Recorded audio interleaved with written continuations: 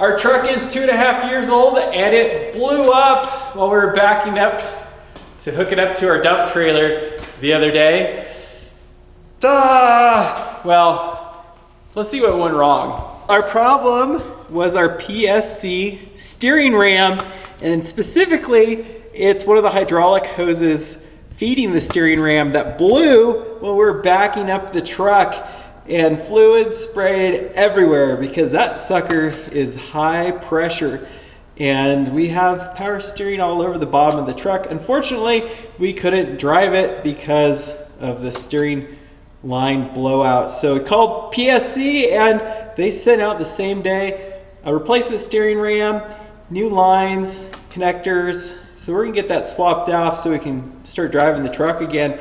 But the steering ram is actually holding up really well. I just bought a secondary ram just so I could reseal this ram and just see how it's holding up when I tear it down, see what it looks like inside. Hose that blew right here, and you can see it feeds into the steering ram down on this end right here. And this is the second hose connection. What happened was that the tie wrap holding this line got broken and I didn't pay attention to it. It slid down behind this connector here. So this metal connector was actually rubbing on the hose and it eventually wore a hole through the hose.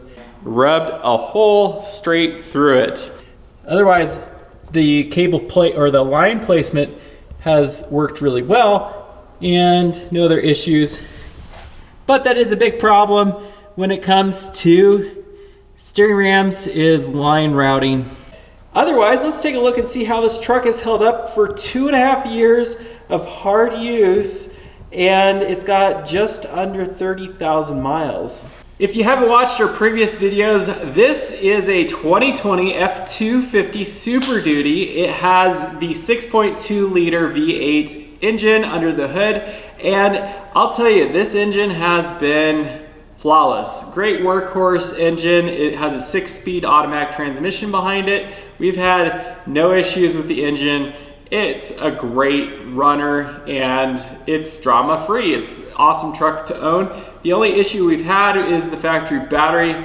I think blew out on it and shorted out. So we got a replacement battery under warranty from Ford. Otherwise, under the hood, this thing's been a champ. We've had no issues with hauling heavy, with cooling, or really any other performance issue. Even when it's 100 plus, the air conditioning stays nice and cool. I think they did a great job from the drivetrain standpoint. Go for it. Now our truck is not a commuter truck. It's pulling our dump trailer, and if it's not doing that, it's hauling our truck camper. It's hauling our other enclosed trailer, or some combination of the two. This truck gets used for work, and that's really all it gets used for. So when you compare it to other rigs, you have to understand this truck is definitely worked a lot harder than just driving back and forth empty to work. Underneath the truck, we are still running the Fox ATS steering stabilizer. If you haven't watched that video of the install, check that out, but it has been performing flawlessly. We did end up getting the spacer for the frame that drops it down a good inch, and that made the angle of the steering stabilizer a little less, like more like that, which has been great. It's been working awesome. The PSC hydraulic ram assist has been awesome until that hose blew, but that was really my fault for not paying attention to how the line was run, and it apparently one of the cable ties broke and it moved, so that's how it ran through that. Otherwise, the steering, we've got the tie rod and the drag link are factory, and then the track bar is a Carly track bar. The track bar has been awesome. We haven't had any replacement on the tie rod or the drag link. However, when we go slow on kind of rough terrain, sometimes you hear a little bit of a clunk in the front end. I think what's happening is the drag link is rotating and kind of making a little clunky noise. And so we might look at upgrading the drag link to something a little bit more heavy duty. Turn passenger, turn back, and turn back, turn passenger. but we'll see. It still drives perfectly well down the road, and we haven't had any issues with it at this point. The ball joint's still original, working well. The axle's still original, and no issues there. The axle has an aux air locker, and that's been flawless since we got it set up. We've had no issues at all with that, and it's running the 430 factory gears, which problem free. It's probably ready for changing the differential fluid again on it. Let's take a look at the rest of the truck. For the suspension, if you haven't checked out our earlier video, we rebuilt the Fox shocks and revalved them. And the revalve is really perfect for the truck and the camper loaded. We can turn the adjusters all the way up and it rides super awesome. But we found out this summer from our long road trip with the trailer, the extra weight on the trailer actually makes the valving just slightly too soft. So maybe when we revalve it again, we'll just bump the valving up just a little bit. That way, if we're hauling the trailer with the camper, it has just a little bit more resistance on it. But these shocks have been super great. They handle amazing. It's fantastic to drive this thing when it's fully loaded. And some people have asked, we do not have sway bars front and rear. We removed the front sway bar and we did not have a rear sway bar.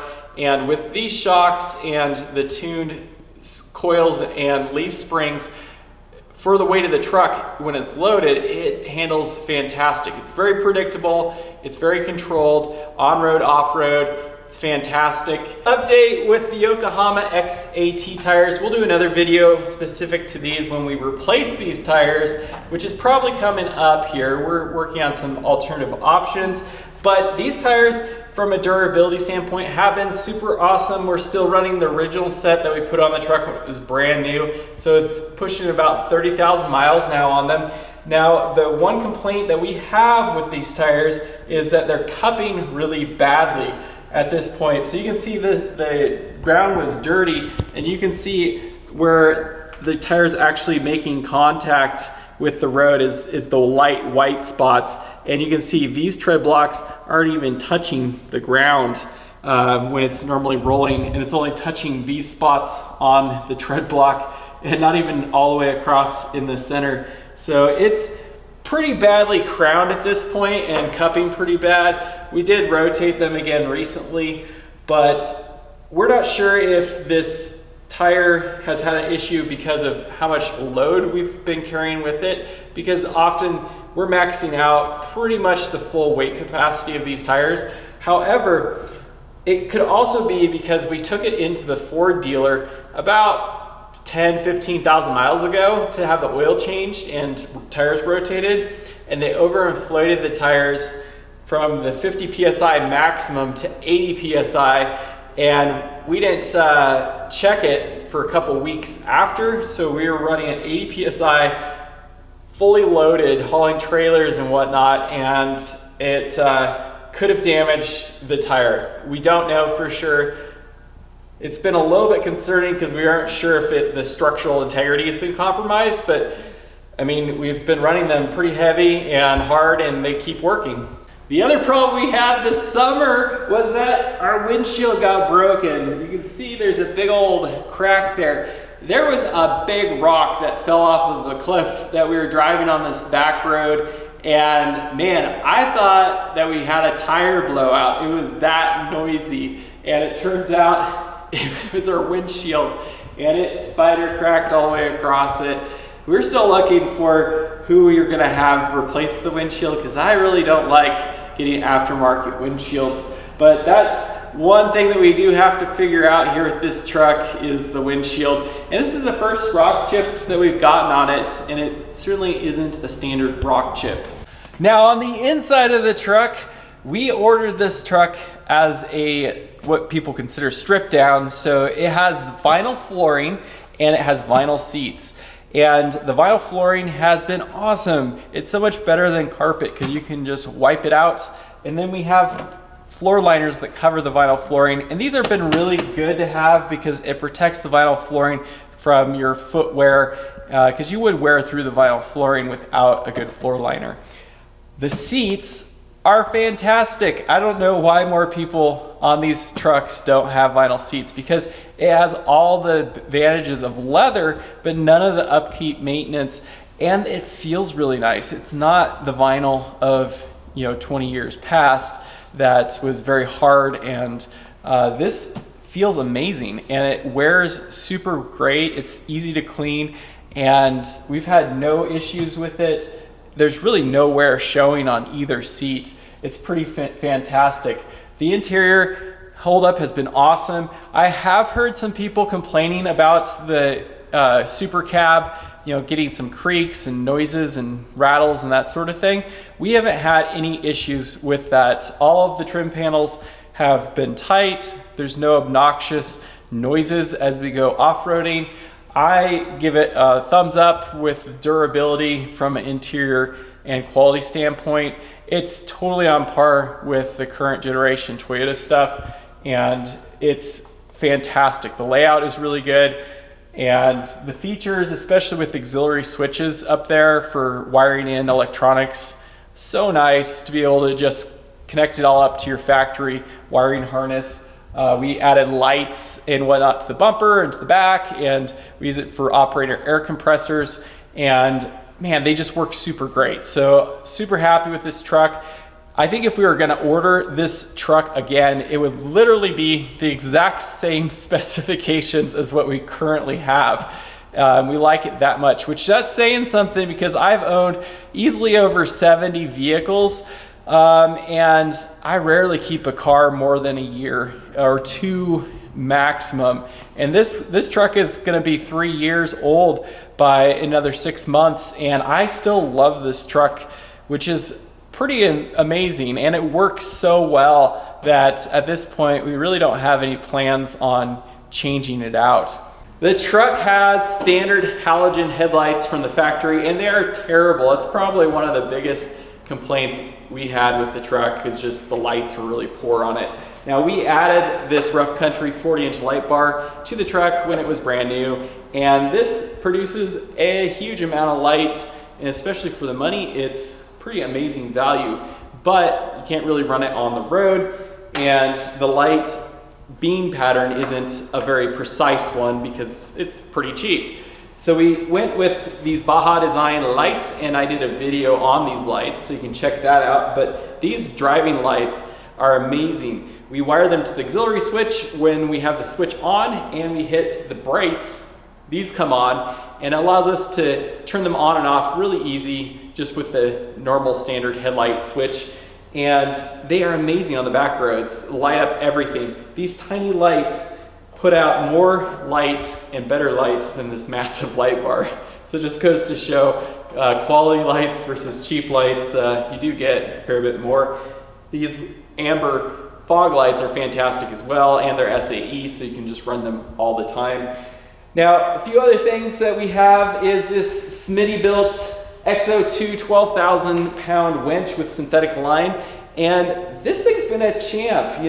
We've run one other Smitty built winch and beat it up, and it works. It's been 100% reliable, and for the money, I think you can't beat it. We've pulled it, full capacity for sure, a couple line pulls, and it still works. So no complaints there. The bumper, I think my biggest issue with bumper initially was the fact that it sticks out, good probably 10 inches from the front grille of the truck. And that was something I really wasn't that excited about initially when I got the bumper. However, after owning it for 2.5 years, I like it. And here's why. Number one, this truck is really high. So in order to get up and even check the oil, you basically need to stand on the bumper. And if the bumper didn't stick out, you'd have nothing to stand on, which would be really awkward. So this is an awesome place to stand if you need to get up into the engine. The second thing that I didn't know about initially is that I was concerned about approach angle and departure angle. Because this sticks out further from the front wheels, I figured it would drag on everything off-road and the back would have more clearance. Turns out, from running on trails, the approach and departure angle is exactly the same. So if we can get up something and not rub the bumper in the front, we're not going to rub it in the back. If we rub it in the front, it rubs in the back. So I think it's a great bumper. It balances the truck really well, and I think it's a good value. It's good design. So we're happy. Warren bumper in the front and the Warren bumper in the rear. The rock sliders were custom built, and those have worked really good. No complaints. They also serve as a camper tie-down spot, so that has been super great. Now, the other items we added to the truck were the 2 ARB air compressors under the hood. Instead of running a dual ARB compressor, we run 2 standalone ARB compressors. The reason for it is redundancy. So we can, if one failed, we have a secondary compressor. One of the compressors runs the air for the aux front locker, and that has been fantastic. We've had no issues with that. It is excellent. I would highly recommend the aux front locker over an ARB locker any day. We've had issues with all of the ARB lockers at some point or another. They all seem to eventually start leaking or create a mess, and it's always, there's some level of drama with them. This thing, just bulletproof. It's really simple. If you ended up having your air system fail, you can just screw in what they call a drive-away lock, and you can lock in the differential manually from the outside of the differential cover. It's brilliant. Now, the four-wheel drive system on the truck is basically stock. We haven't done anything with the transfer case. It's running the stock front and rear drive shafts. The axles are completely stock. The rear is the Sterling 10.5. That's a full float axle. That's been fantastic, no issues with it. It has the factory electronic Ford locker from the factory, and that is the best option ever. It is so great. You can lock it in 2-wheel drive, 4-wheel drive. It's extremely fast to engage, disengage. It just works great, and for how cheap it is, you're crazy not to order the truck with that factory rear locking differential option. I can't believe it's been 2.5 years with our Super Duty, and we still love the truck. It has been fantastic. The reliability has been just as good as our 2 Toyota Tundras we had previous to this. The factory setup on this truck is just ideal. You can buy an XL version trim of this truck like ours and get all the essential gear you need for it being off-road capable. Lower factory gearing in the differentials, 430 gears, which are perfect for 37-inch tires. Factory rear locking differential, auxiliary switches, vinyl seats, vinyl flooring. It's everything you need. It's extremely easy to modify these because of the axles being extremely durable. The Sterling 10.5 rear axle, full float, super strong, great. Front is a high pinion Dana 60 axle. I mean, they're just, the equipment and hardware on these trucks is fabulous. We love that it's a fully boxed frame. All of the 2017 and newer Super Duty trucks are fully boxed frames, and there's almost no flex in the frame when you're off-road, even with the camper on it. So we think this truck is super great. It's one of the only vehicles we've ever owned where we haven't really thought that there would be a better vehicle for us, and if we were to replace it, we'd basically replace it with the same truck. So that's saying a lot. It's been a really great truck. We're really happy with it. If you have any questions or comments about our truck or anything you're specifically wondering about that we didn't cover, post them up in the comments below. We'd be glad to answer any questions you might have. Otherwise, give us a thumbs up and stay tuned, because we're gonna go out and do some more adventures here again soon. And we need to do some maintenance first, but back on the trail soon. Thanks so much for watching. Bye. So this summer we had another fun, exciting adventure immediately after the rock trip, actually. We were headed up to Mount Rainier early in the morning, and lo and behold, a wild turkey decided it was gonna run across the street right as we went. And as we were driving over the turkey, it made the decision to fly away and got hit by our axle. as we heard the thud, which was quite loud, we also saw feathers flying everywhere. It totally reminded me of the cartoon birds where when you hit them, they explode. That's completely what happened. And Peter and I were very concerned that when we got up to the top of Rainier, that we were going to have bird guts everywhere and feathers in all of our parts. No, we actually did not have any of that. We had some feathers, but we never found the bird. Sadly, the turkey probably died, but the axle's very strong. Yeah, donkey was fine, no problems. Yeah.